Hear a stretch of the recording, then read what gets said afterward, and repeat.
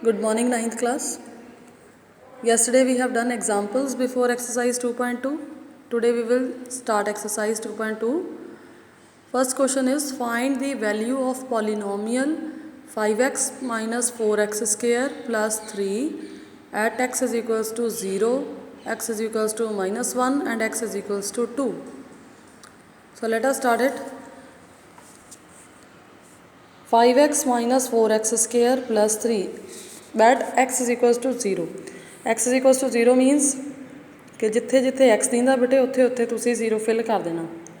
So 5 multiplied by 0 minus 4 multiplied by 0 square plus 3.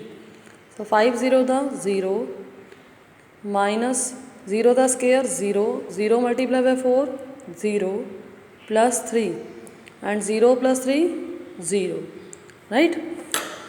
Next second part वही statement है बेटे 5x minus 4x square plus 3 but हम असी की पुट करना x इज इक्वल्स टू -1. ना जिथे जिथे x दिंदा उत्थे उत्थे की फिल करना -1. सो 5 multiply by -1 minus 4 multiply by -1 the square plus 3. ना 5 मल्टीप्लाई बाय -1 -5, 4 -1 मल्टीप्लाई बाय -1 1, ठीक है. So 4 multiply by 1 plus 3.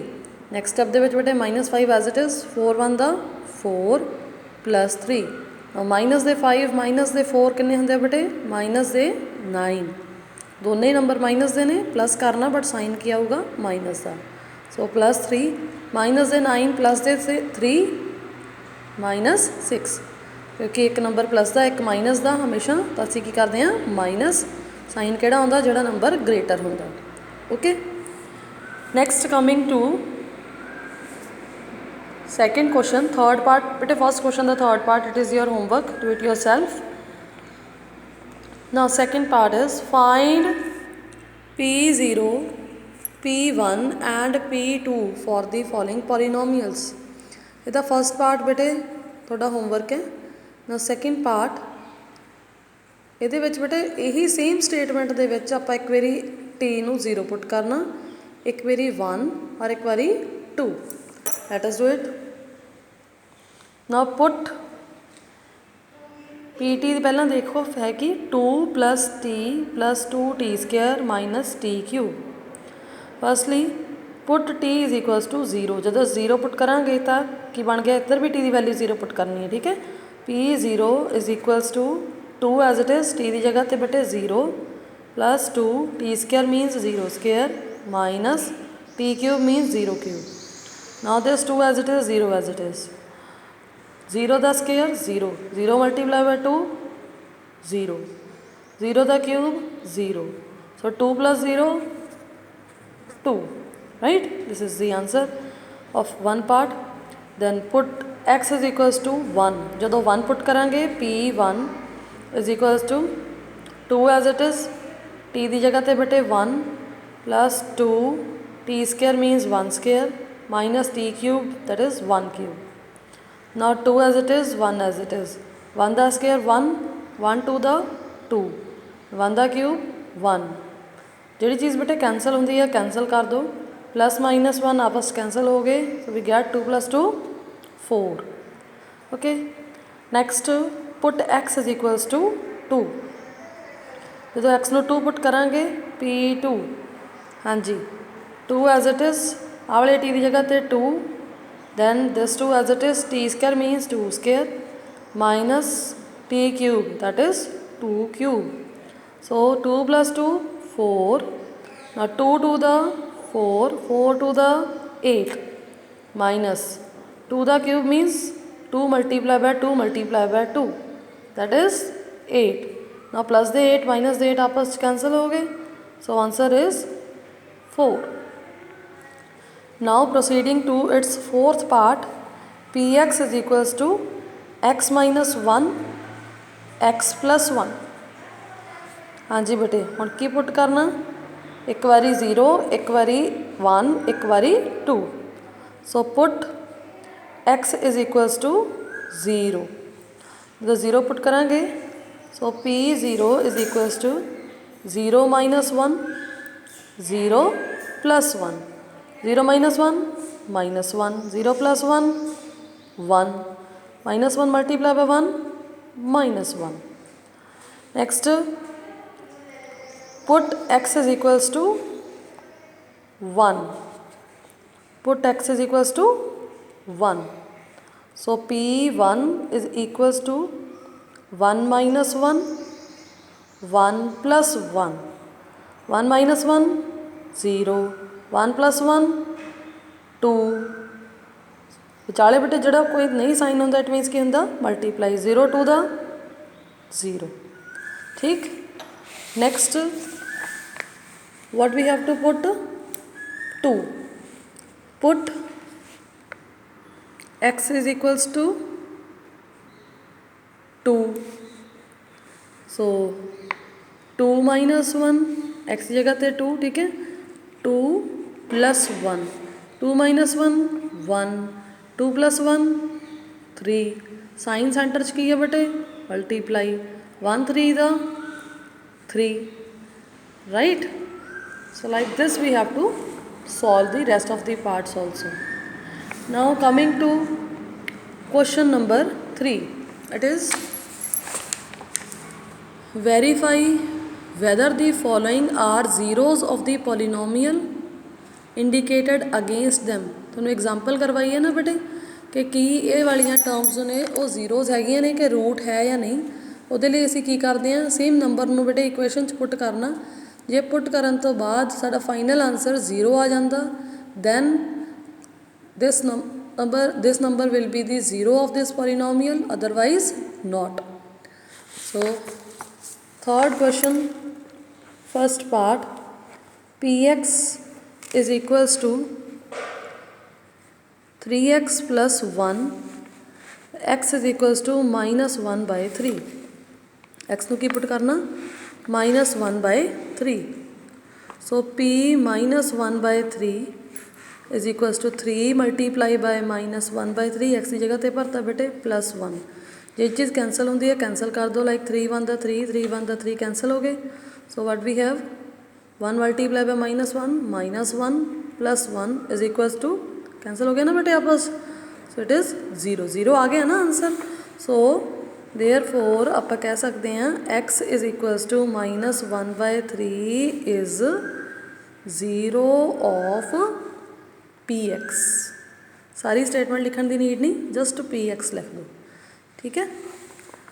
Similarly second part px is equals to 5x minus pi where x is equals to 4 by 5. पाई ਨੂੰ देख के घबराना नहीं कोई गल नहीं उवें ही चलेगा बेटे. 5 मल्टीप्लाई बाय x की जगह पे पुट करना 4 by 5. So p 4 by 5 is equals to 5 multiply by 4 by 5 minus pi. नाल 5 बेटे कैंसल हो गया. ठीक है. So we have 4 minus pi. 0 तो नहीं आया it is not equals to 0. Therefore ਅਸੀਂ ਕੀ ਕਹਿ ਸਕਦੇ ਹਾਂ x is equals to 4 by 5 is not 0 of that is 0 0 ਦਾ ਮਤਲਬ ਕੀ ਹੈ root not 0 of px. ਠੀਕ ਹੈ. ਜੇ ਇੱਥੇ py pt ਜੋ ਵੀ ਲਿਖਿਆ ਹੁੰਦਾ ਫਿਰ ਅਸੀਂ ਉਹ ਲਿਖ ਦਿੰਦੇ ਹਾਂ. Okay. Now it's third part. ਉਹਦੇ 'ਚ 2 ਵੈਲਿਊਜ਼ ਚੈੱਕ ਕਰਨੀਆਂ ਨੇ ਬੇਟੇ. ठीक है. सो थर्ड पार्ट की है px is equals to x square minus 1. x is equals to 1 भी चेक करना बेटे असी माइनस 1 भी चेक करना. ठीक है. सो p1 पहला असी 1 पुट करके चेक करिए. तो 1 स्केयर माइनस 1 1 का स्केयर 1 माइनस 1 की आ गया 1 minus 1 0. Therefore x is equals to 1 is 0 of polynomial px. ਹੁਣ ਸੈਕਿੰਡ ਟਾਈਮ ਅਸੀਂ ਕੀ ਪੁੱਟ ਕਰਨਾ -1 -1 ਪੁੱਟ ਕਰਾਂਗੇ. सो -1 का स्केयर -1 का स्केयर बेटे that is minus minus plus 1 1 का 1 again 1 minus 1 0 therefore x is equals to -1 is 0 of polynomial px. Clear? Now ਇਹਦਾ 4th 5th part homework है 6th पार्ट भी ईजी है but let me do it px is equals to lx plus m alphabets देख के नहीं घबराना बेटे की पुट करना x is equals to minus of m by l now p of minus m by l it means l तो as it is the x जगह ते की भरना बेटे minus m by l plus m l दे नाल l cancel हो गया बेटे what we have minus m plus m cancel हो गया आपस की आ गया 0 minus m plus m 0 it means x is equals to minus m over l is 0 of polynomial px. Okay बेटे now 7th part px is equals to 3x square minus 1 इत्थे भी बेटे दो वैल्यूज़ दित्तियां होईयां ने चेक करनियां तुसीं first is -1 by √3 and other one is 2 by √3 root देख के नहीं घबराना बेटे firstly put x is equals to -1 by √3 so इत्थे की आ जाऊगा p -1 by √3 is equals to इधरली साइड भी पुट करना बेटे इधरली साइड भी पुट करना तो आ गया 3 -1 by √3 स्केयर -1 हाँ जी बेटे 3 as it is minus minus plus 1 1 का 1 √3 मल्टीप्लाई बाय √3 3 तेनों ऑलरेडी समझाया होया ना बेटे भी √2 मल्टीप्लाई बाय √2 कितना होगा 2 √3 multiply by √3 3 √5 multiply by √5 5 okay so -1 as it is ना 3 ना 3 बेटे कैंसल हो गया what is left 1 minus 1 that is 0 0 आ गया therefore x is equals to -1 by √3 is 0 of polynomial px. Now p2 by √3 2 by √3 put करना ना दूसरा number तो लिख देने बेटे put x is equals to 2 by √3 so p2 by √3 हूँ इतने 2 by √3 पुट करिए स्टेटमेंट 3 मल्टीप्लाई बाय 2 by √3 का स्केयर -1 हाँ जी 3 एज इट इज़ 2 का स्केयर 4 √3 मल्टीप्लाई बाय √3 3 -1 बेटे 3 ना 3 कैंसल हो गया but we left 4 minus 1 that is 3 0 नहीं ना आया it is not equals to 0 therefore x is equals to 2 by √3 is not 0 of polynomial px. Okay, next coming to question number 4 it is find the zero of the polynomial in each of the following cases. हुण असी zero find करना मीनस कि असी ये find करना कि x की की वैल्यू होवे कि आंसर 0 आवे ठीक है what we will do it's very easy असी जो सानू स्टेटमेंट दिती हुई है बेटे उन्होंने असी इक्वल टू 0 पुट कर देंगे ठीक है so question number 4 first part ही px is equals to x plus 5 given है ना सो असी की फाइंड करना 0 फाइंड करना इट मीनस ਅਸੀਂ x+5 ਨੂੰ ਹੀ 0 ਦੇ ਇਕੁਅਲ ਪੁੱਟ ਕਰ ਦਾਂਗੇ। ਠੀਕ ਹੈ, ਅਸੀਂ ਚੈੱਕ ਕਰਨਾ ਹੈ ਕਿ x ਦੀ ਕਿਹੜੀ ਵੈਲਿਊ ਤੇ ਆਂਸਰ 0 ਆਊਗਾ। Put the statement equals to 0। So plus ਦੇ 5 ਉੱਧਰ ਜਾ ਕੇ ਕੀ ਹੋ ਜਾਣੇ ਬੇਟੇ -5। So x is equals to -5 is the answer. ਠੀਕ ਹੈ, 0 -5 0 ਤਾਂ ਇੱਥੇ ਹੈਗਾ ਹੀ ਆ, 0 ਦੀ ਤਾਂ ਕੋਈ ਵੈਲਿਊ ਨਹੀਂ ਹੁੰਦੀ, ਤਾਂ ਅਸੀਂ ਆਹ ਵਾਲਾ ਨੰਬਰ ਹੀ ਕੰਸੀਡਰ ਕਰਨਾ। ਰਾਈਟ, ਨਾਓ ਇਹਦਾ ਸੈਕਿੰਡ ਪਾਰਟ ਤੁਸੀਂ ਖੁਦ ਕਰਨਾ।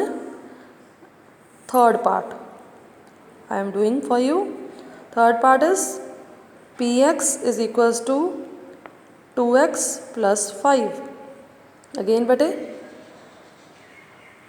2x plus 5 is equals to 0. Put लिख लियो मूरे, ठीक है। Put 2x plus 5 equals to 0.